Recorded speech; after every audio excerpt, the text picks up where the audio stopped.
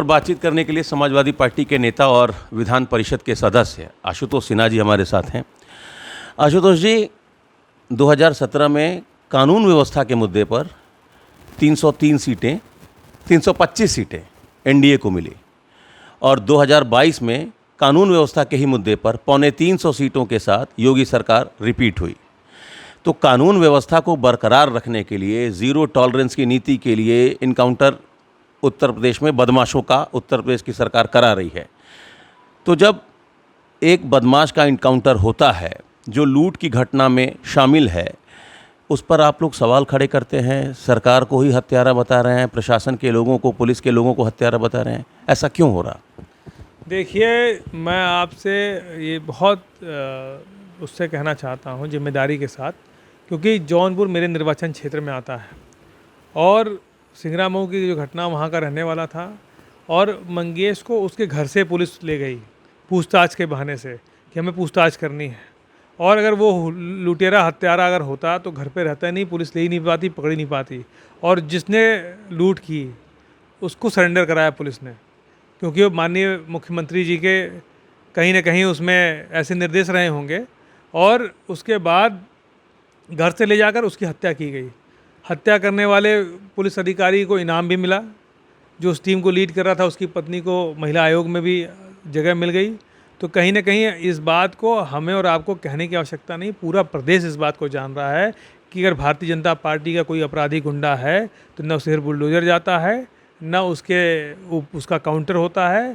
और जाति धर्म देखकर, मतलब आशुतोष जी, मैं रोक रहा हूं, आप ये कहना चाह रहे हैं कि लूट की घटना में मंगेश यादव शामिल नहीं था? आप जिम्मेदारी के साथ ये बात कह सकते हैं?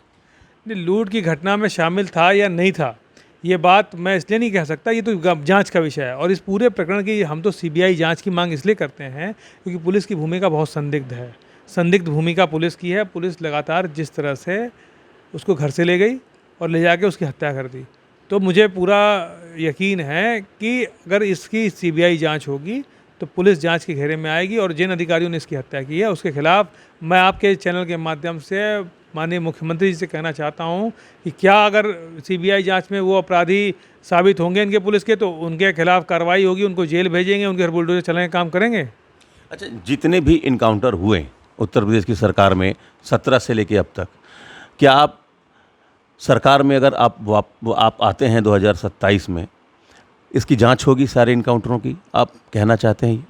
देखिए, सरकार क्योंकि बहुत ज़्यादा, मैं कहता हूँ, भेदभाव तरीके से काम कर रही है और जांच होनी चाहिए। हम तो माननीय आदरणीय अखिलेश यादव जी अगर मुख्यमंत्री बनेंगे तो मैं उनसे अनुरोध करूंगा कि इसकी जांच करें, एकदम बिल्कुल जांच होनी चाहिए। और जो अधिकारी इसमें दोषी हो, मैंने कई ऐसी घटनाएं उत्तर प्रदेश में लगातार घटती रहीं जिसमें साफ साफ दिख रहा था कि पुलिस की मिली भगत से, क्योंकि पुलिस का काम, अब जो पुलिस का इकबाल था कि नहीं, पुलिस जो रक्षा करने का काम कर रही है आम आदमी को। आज बनारस की घटना आपको मालूम है कि यहीं एक चौकी इंचार्ज ने लूट में काम किया, लूटने का काम किया था और आप वो जेल में हैं आज। तो हमें और आपको कहना नहीं पड़ेगा, उत्तर प्रदेश की पुलिस आज रक्षक की जगह भक्षक बन चुकी है और उत्तर प्रदेश में ये सुपारी किलर का काम कर रही है। और जो ऊपर से उनको आदेश मिलता है कि इसको सल्टा दो, उसकी हत्या कर दो, उसको सल्टाने का काम उत्तर प्रदेश की पुलिस कर रही है। जो काम गुंडों से पहले हुआ करते थे, अब पुलिस खुद कर रही है वो सारे काम। लेकिन सरगना तो अखिलेश यादव जी को मुख्यमंत्री बता रहे हैं।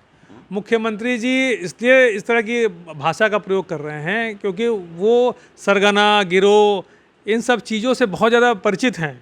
उनके बहुत इंटरेस्ट का विषय है ये, और मुझे लग रहा है कि बहुत इंटरेस्ट का विषय ये है क्योंकि उनका खुद का इस तरह का कभी न कभी हमको लग रहा है कि व्यवस्था रही होगी जब वो चलाए होंगे इस तरह का कोई गिरोह अपना, तो इसलिए वो सरगना जानते हैं, गिरोह जानते हैं। हम लोग को तो इसके बारे में बहुत जानकारी नहीं है। और आदरणीय अखिलेश यादव जी और समाजवादी पार्टी हर समय गरीब, मजदूर, किसान, नौजवान, बुनकर, बेरोजगार, हर आदमी के हक और हुकूक की लड़ाई लड़ने का काम करेगी। जहां सरकार गलत करेगी उसके खिलाफ सड़क से लेकर सदन तक संघर्ष करने का काम हम लोग करेंगे।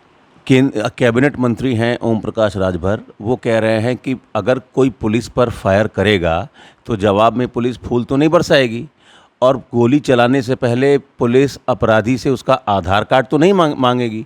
तो किस आधार पर आप लोग कह रहे हैं जाति देखकर पुलिस कार्रवाई करती है? मैं इसलिए कहना चाहता हूं कि जब ये आपकी बात सही है, अगर अपराधी गोली चलाएगा तो पुलिस को गोली चलानी चाहिए, लेकिन किसी को उसके घर से पूछताछ के बहाने ले जाकर उसको गोली मार देना कोई इनकाउंटर नहीं है, उसकी हत्या की गई है। इसलिए मैं कह रहा हूँ उसकी हत्या की गई है, इसकी सीबीआई जांच होनी चाहिए। हम लोग बनारस में बैठे हैं। बीएचयू गैंगरेप केस के तीनों आरोपियों में से 2 को हाईकोर्ट से जमानत मिली और आपके राष्ट्रीय अध्यक्ष ट्वीट भी किए और कहें कि ठीक से पैरवी नहीं हुई, अभियोजन पर ही आरोप लगा दिए। इस मामले में पार्टी का स्टैंड क्या है? देखिए, आपने बात कह दी, और तो मैं सरकार से पूछना चाहता हूँ, बहुत सारे जिन लोगों ने रेप किया उनके घर बुलडोजर चलने का काम हुआ, कौन सा इनके साथ काम हुआ मुझे बता दीजिए। कब बुलडोजर चला इनके घर पे, ऐसे लोगों के घर पे? 4 बार ये पहले पकड़े गए थे। मेरे संज्ञान में पूरा मामला है। इसमें जब इन्होंने रेप किया, रेप के बाद इनको 3 बार ये सीओ ऑफिस में पकड़े गए थे। भारतीय जनता पार्टी के बड़े नेताओं के दबाव में इनको छोड़ दिया गया। और जब अंतिम में जब दबाव ज़्यादा हुआ और जब हम लोग सड़कों पर उतर गए, तो पुलिस कमिश्नर ने मजबूरी में उनको गिरफ्तार किया और उसका इनाम पुलिस कमिश्नर को मिला कि उसका ट्रांसफ़र हो गया। तो मैं आपसे कहना चाहता हूँ कि ये पूरी सरकार उन अपराधियों को बचाने में लगी थी जिनका फ़ोटो माननीय मोदी जी के साथ है, योगी जी के साथ है, अमित शाह जी के साथ है। उन लोगों को बचाने का काम यही उत्तर प्रदेश की पुलिस कर रही थी। लेकिन ज़्यादा दबाव में उन लोगों को कहीं ना कहीं उसको पकड़ना पड़ा, और इतने भारतीय जनता पार्टी के बड़े नेताओं का दबाव था कि 4 बार पकड़ के छोड़ा उसको। और उसके बाद पैरवी में दबाव दिया कि पैरवी ठीक से नहीं होनी चाहिए। अभियोजन पे दबाव भारतीय जनता पार्टी की सरकार और भारतीय जनता पार्टी के मंत्री विधायकों का था। किसका था?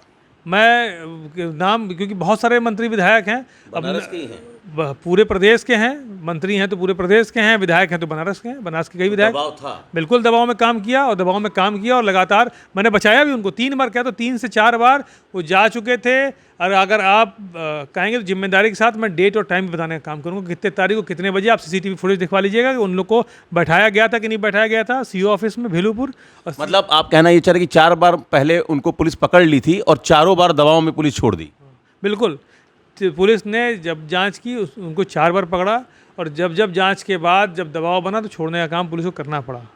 तो जब वही मैं कहना चाहता हूँ, बेल में भी पूरा अभियोजन ने, जो माननीय राष्ट्रीय अध्यक्ष जी ने कहा एकदम सही कहा, बेल में भी अभियोजन पे दबाव था और उसने ठीक से पैरवी नहीं की और इन लोगों की बेल हुई उस पर। चलिए, एक आखिरी सवाल। पिछड़ों के संघर्ष की बात आपकी पार्टी करती है और ओबीसी जो चयनित अभ्यर्थी हैं 69,000 शिक्षक भर्ती मामले में सुप्रीम कोर्ट ने स्टे लगा दिया। समय काफ़ी था लिस्ट जारी करने को लेकर, हर मंत्री का घेराव हो रहा था, लिस्ट जारी नहीं हुई। अब फिलहाल सुप्रीम कोर्ट का स्टे है, पार्टी का स्टैंड क्या है? देखिए, लगातार समाजवादी पार्टी, क्योंकि पीडीए की बात शुरू से करती आ रही है, और ये जो मामला पिछड़ों के साथ उनके हक के और लड़ाई के साथ हम लोग समाजवादी पार्टी खड़ी रही। और इस पूरे मामले में मैं इसलिए आपको बहुत जिम्मेदारी से कह सकता हूँ क्योंकि मैं स्वयं विधान परिषद की एक समिति का सभापति था उस समय, और जब मैं सभापति था तो मैंने निर्णय दिया, और लगातार जिस तरह से पिछड़ों के साथ अत्याचार हुआ और पूरी तरह सरकार के अधिकारी भी इस बात को मान रहे हैं, और मानने के बावजूद उन्होंने मदद नहीं की, क्योंकि सरकार में मुख्यमंत्री या जिसका भी दबाव रहा मुझे नहीं मालूम, लेकिन दबाव था जिसकी वजह से अधिकारी भी जान रहे थे कि उन्होंने गलत किया है, लेकिन गलती को सुधारने का काम अधिकारी नहीं कर रहे थे। और आप समझिए, जब हाईकोर्ट से जीत लिया, हाईकोर्ट से जीतने के बाद भी सरकार की लचर पैरवी और सरकार की लचर व्यवस्था की वजह से सुप्रीम कोर्ट में जाके मामला फंस गया। सरकार चाहती तो कभी हाईकोर्ट भी जाना नहीं पड़ता। जब अपनी गलती डे फर्स्ट मान ली होती। इनके सरकार के कई मंत्री भी जानते हैं इस चीज़ को, मंत्री सदन में कहा, जब हम लोगों ने इस बात को सदन में उठाया तो मंत्रियों ने भी समर्थन दिया, लेकिन आज मंत्रियों की भी इतनी हैसियत नहीं है कि वो अपनी बात जाके कह सकें और पिछड़ों के साथ जो अत्याचार हो रहा है उसके खिलाफ खड़े हो सकें। चलिए, तो आशुतोष सिन्हा जी एमएलसी हैं समाजवादी पार्टी के, ये कह रहे हैं कि मंगेश यादव एनकाउंटर केस की सीबीआई जांच होनी चाहिए। Amit Singh, TV9 UP, Varanasi.